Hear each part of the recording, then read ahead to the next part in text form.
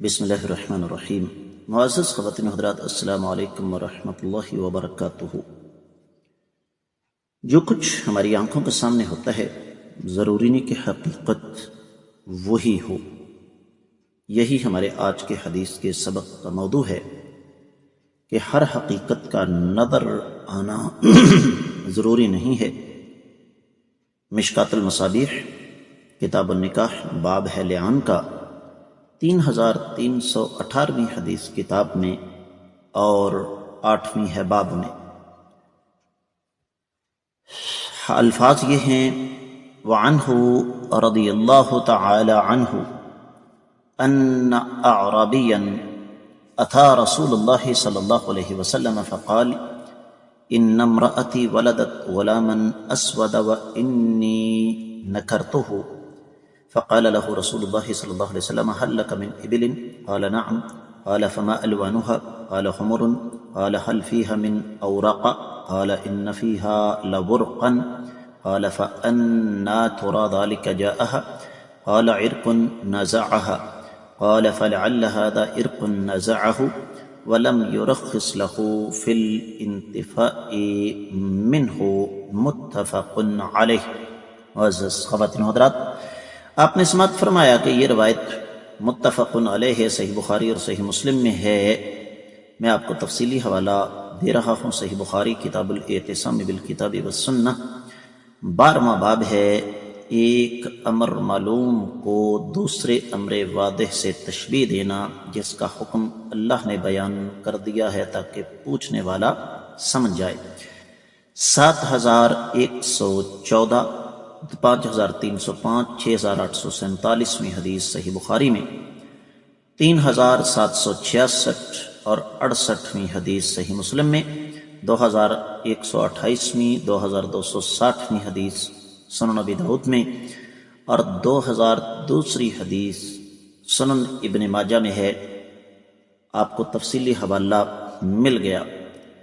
آئیے حدیث کے ترجمے کی طرف بڑھتے ہیں۔ سیدنا ابو ہریرہ رضی اللہ تعالیٰ عنہ ہی سے روایت ہے کہ ایک بدو آقا علیہ السلام کی خدمت میں حاضر ہوا اور اس نے عرض کیا کہ میری بیوی نے ایک سیاہ بچے کو جنم دیا ہے، جبکہ میں نے اس بچے کو قبول کرنے سے انکار کر دیا۔ آقا علیہ السلام نے فرمایا کیا تیرے پاس کچھ اونٹ ہیں؟ اس نے کہا جی ہاں۔ آپ علیہ السلام نے فرمایا ان کے رنگ کیسے ہیں؟ اس نے کہا سرخ۔ آپ علیہ السلام نے فرمایا کہ ان میں کوئی خاکی رنگ کا بھی ہے؟ اس نے کہا جی ان میں خاکی رنگ کے بھی ہیں۔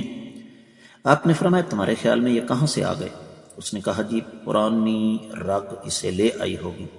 آپ نے فرمایا ممکن ہے یہ رگ بھی ہو جو اسے لے آئی ہو، اور آپ علیہ السلام نے اسے اس بچے سے انکار کی اجازت نہیں دی۔ معزز خواتین و حضرات، حدیث مبارکہ بہت ساری باتیں ہمارے سامنے رکھتی ہے، لیکن میں یہاں انتہائی اختصار کے ساتھ جو چیز آپ کو سمجھانا چاہوں گا اس کو توجہ کے ساتھ سمجھیے گا۔ وہ یہ ہے کہ انسان کو بلا وجہ شک نہیں کرنا چاہیے۔ عین ممکن ہے بلکہ زیادہ امکان یہی ہے کہ اس بدو کا اپنا رنگ کالا نہ ہو، اس کی بیوی کا رنگ کالا نہ ہو۔ انسان ہونے کے ناطے وہ شک میں پڑ گیا کہ جب میرا رنگ بھی کالا نہیں، میری بیوی کا بھی رنگ کالا نہیں، تو پھر یہ کالا بچہ کہاں سے پیدا ہو گیا؟ اس کا جواب نبی رحمت صلی اللہ علیہ وآلہ وسلم نے بڑا بہترین، بڑا مثالی دیا، اور اس آدمی کے مزاج اور اس کی طبعیت کو سمجھتے ہوئے، چونکہ وہ بدو تھا، دیہاتی تھا، اور ہم دیہاتوں کے رہنے والے لوگ، ہمیں زیادہ منطق فلسفے سمجھ میں نہیں آتے۔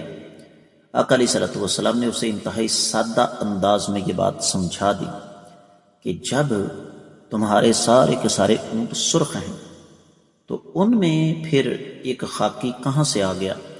اس کا جواب اس نے خود دیا۔ تو آقا علیہ السلام نے قیاس فرماتے ہوئے اس کو یہ سمجھایا کہ جس طرح تمہارے اونٹوں میں سے ایک اونٹ عام اونٹوں سے مختلف ہے، تو اگر تمہارے بچوں میں سے ایک بچہ مختلف ہو گیا تو پھر تمہیں اس بات پر اعتراض کیوں ہے؟ اس پر اہل علم نے بڑی لمبی چوڑی بحث فرمائی ہے کہ قیاس اس کی ایک شرعی حیثیت ہے بشرطے کہ اس کی شرائط پوری ہوں۔ اسی طریقے سے اس حدیث سے یہ بھی پتہ چلتا ہے کہ سوال کرنے والے کی ذہنی صورتحال کو سمجھ کر جواب دینا چاہیے۔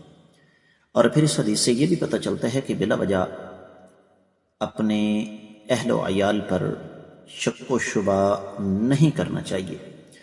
اور اس حدیث سے یہ بھی پتہ چلتا ہے کہ ایک بیل ہے، انگور کالے بھی ہو سکتے ہیں، سفید بھی ہو سکتے ہیں۔